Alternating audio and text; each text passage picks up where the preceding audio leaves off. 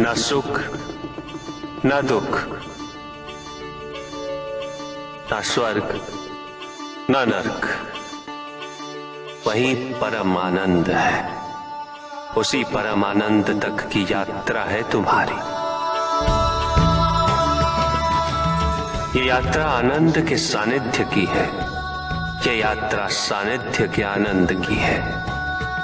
और इस यात्रा में मैं प्रतिपल तुम्हारे साथ हूं।